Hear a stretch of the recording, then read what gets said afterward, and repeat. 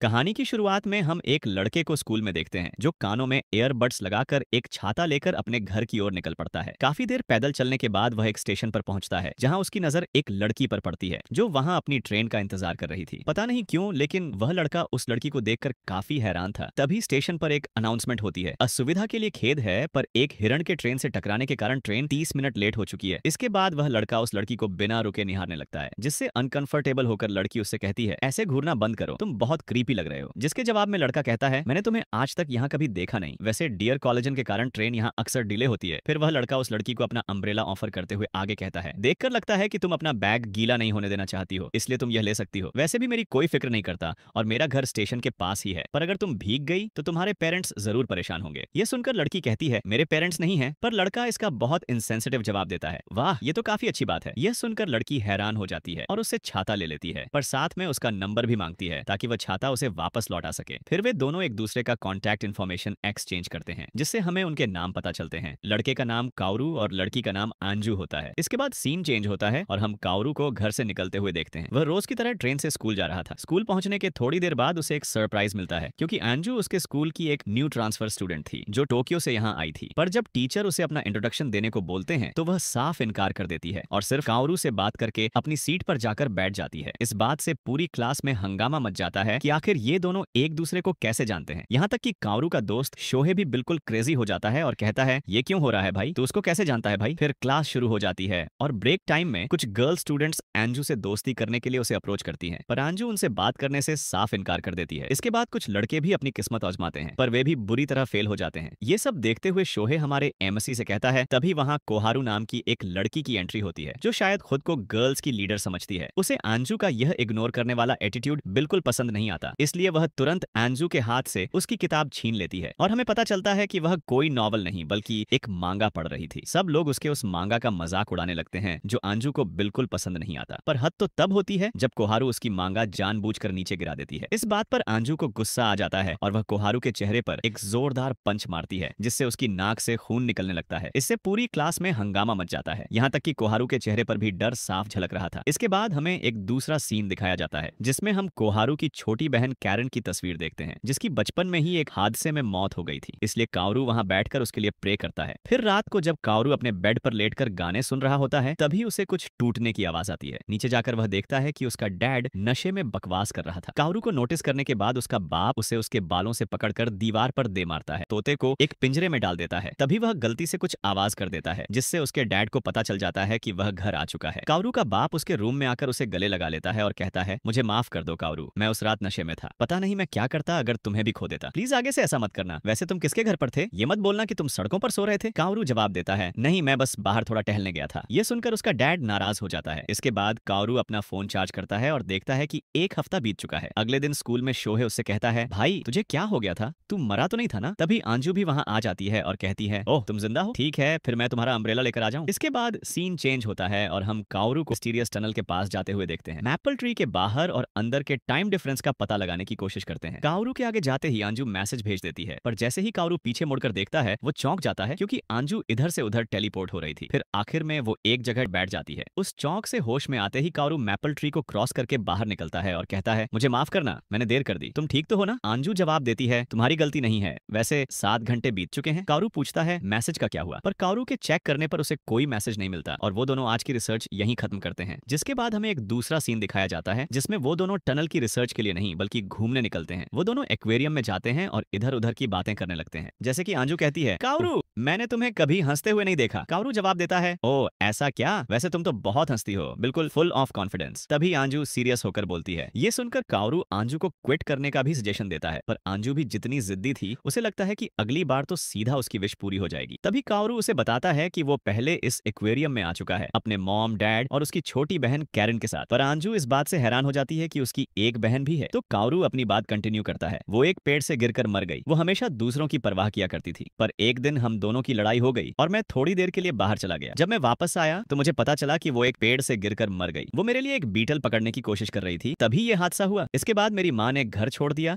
और मेरे डैड ने पीना शुरू कर दिया। हमारी फैमिली टूट चुकी थी। उसका पास्ट सुनकर अंजू समझ जाती है कि आखिर काउरू को क्या चाहिए। काउरू कहता है, हाँ तुमने सही समझा, मैं उस टनल की मदद से कैरन को वापस लेकर आऊंगा। फिर सीन चेंज होता है और हम उन दोनों को टनल के अंदर देखते हैं। इस बार उनका गोल था एक 108 सेकंड्स के लिए उसके अंदर जाना। उस हिसाब से जब तक वो बाहर निकलेंगे तब तक उनका लॉन्ग वीकेंड खत्म हो चुका होगा और रियल लाइफ में भी इसका कोई खास इंपैक्ट नहीं पड़ेगा। जैसे कि किसी रेस की स्टार्टिंग में होता है, वो दोनों भी अपनी पोजीशंस ले लेते हैं और टाइमर लगाकर भागना स्टार्ट करते हैं। थोड़ा भागने के बाद अचानक से कुछ पेपर्स अंजू के आगे आकर गिरते हैं, पर वापस जाने का टाइम पहले ही हो चुका था। जब उनकी डेथ हुई तो मेरे पेरेंट्स की आंखों से एक आंसू तक नहीं निकला, क्योंकि शायद उनका एक बोझ कम हो गया था। जब मैंने कहा कि मुझे उनकी तरह एक आर्टिस्ट बनना है तो उन्होंने मुझे घर से निकाल दिया। उन्हें लगा कि इससे मेरा मन बदल जाएगा। वैसे जो मांगा मुझे टनल में मिले थे वो पहली मांगा है जिसे मैंने ड्रॉ किया था और ये मेरे दादाजी को भी बहुत पसंद आया था। पर जब मेरे डैड को इसके बारे में पता चला, उन्होंने इसे फाड़ कर फेंक दिया। एक बात तो मैं समझ चुकी हूँ, अगर मुझे इस दुनिया में अपना नाम छोड़ना है तो मुझे एक बहुत टैलेंटेड मांगा आर्टिस्ट बनना पड़ेगा। उसकी ये सारी बातें सुनकर काओरू भी समझ चुका था कि आखिर अंजू को उराशिमा टनल से क्या विश चाहिए। वो उससे कहता है, अंजू, उराशिमा टनल तुम्हारी विश पूरी नहीं कर सकता। इस बात से भड़क कर अंजू कहती है, तुम अपनी डेड सिस्टर को वापस जिंदा करना चाहते हो और मुझे कह रहे हो कि मेरी ये छोटी सी विश पूरी नहीं हो सकती। तब कुछ देर के लिए काओरू शांत हो जाता है और फिर अंजू से उसके लेटेस्ट वर्क को रीड करने की रिक्वेस्ट करता है। शुरू में वो बहुत मना करती है कि ये अभी भी अधूरा है, इम्परफेक्ट है, पर फाइनली मान जाती है। उसकी मांगा पढ़ने के बाद काओरू उसकी बहुत तारीफ करता है, जो सुनकर अंजू हैरान हो जाती है और उसे शुक्रिया कहती है। तभी काओरू बोलता है, तुम्हारे पास बहुत सारा टैलेंट है, तुम्हें उराशिमा टनल की जरूरत नहीं। ये सुनकर अंजू उसे नीचे गिरा देती है और कहती है, मुझे पता है तुम्हारे आगे मेरे विश कुछ नहीं है। साथ ही साथ वो ये भी कहती है कि मैंने अब तक तुम्हारा अम्ब्रेला वापस नहीं किया। तो काओरू जवाब देता है कि इसकी जरूरत नहीं, वो वैसे भी सस्ता ही था। इसके बाद हमें एक दूसरा सीन दिखाया जाता है जिसमें काओरू अपने फोन से सारे मैसेज डिलीट कर देता है और हम उसे एक बैकपैक के साथ देखते हैं। अगले दिन सुबह बहुत देर तक काओरू की तरफ से कोई रिप्लाई ना आने पर अंजू उसके घर चली जाती है, जहां काओरू के डैड से उसे पता चलता है कि वो कल रात को बाहर चला गया था और अब तक वापस नहीं आया। ये सुनकर अंजू हैरान हो जाती है और वहां से दौड़ते हुए जाने लगती है, क्योंकि वो गेस कर सकती थी कि काओरू कहां गया होगा। भागते हुए वो उसके साथ बिताई सारी यादों को याद करने लगती है और एक पत्थर से टकराकर उराशिमा टनल के सामने जा गिरती है। तभी उसे काओरू की तरफ से कुछ मैसेज आते हैं, जब तक तुम्हें ये मैसेज मिलेगा मैं उराशिमा टनल के अंदर जा चुका हूँ। हाँ, शायद तुम मुझसे गुस्सा हो या शायद निराश या फिर दोनों, पर तुम्हारे पास टनल के अंदर जाने की कोई वजह नहीं है। हम देखते हैं कि काओरू सारे मैसेज भेजकर अपना फोन वहीं टनल में फेंक देता है। उसका मैसेज जारी रहता है, तुम्हारे अंदर टैलेंट है और ये मैं उस दिन तुम्हारी मांगा पढ़कर ही समझ गया था। ऊपर से तुम्हें एक एडिटर ने कांटेक्ट किया था। इससे बड़ी बात और क्या हो सकती है। अब मैं तुम्हें उराशिमा टनल की सच्चाई बताता हूँ। ये जो अफवाह है कि इस टनल से तुम्हारी कोई भी विश पूरी हो सकती है, ये असल में झूठ है। उराशिमा टनल एक जगह है जहाँ से तुम अपनी खोई चीजें वापस पा सकते हो। इसलिए अगर तुम मेरे साथ अंदर भी चलती तो तुम्हें कुछ नहीं मिलता। मैं माफी चाहता हूँ कि मुझे इस तरह से जाना पड़ रहा है, पर मैं चाहता हूँ हजारों सालों बाद जब मैं बाहर आऊं मुझे तुम्हारी मांगा पढ़ने को मिले। इन कुछ दिनों में मैंने